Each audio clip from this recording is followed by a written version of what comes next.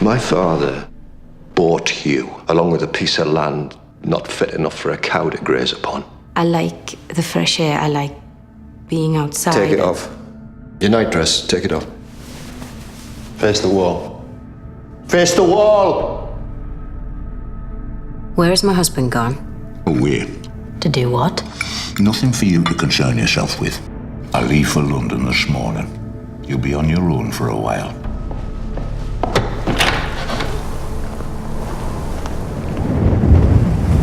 Are you lost?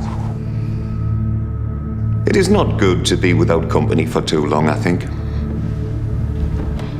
You must be anticipating the return of your father-in-law, Mrs. Lester, and your husband.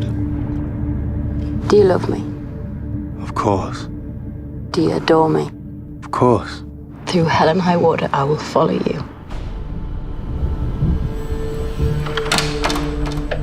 You're home.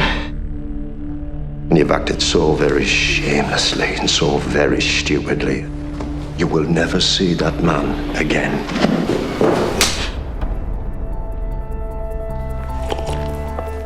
Where's your husband? You've heard nothing from him? Not a word. To the cross. To the Prison.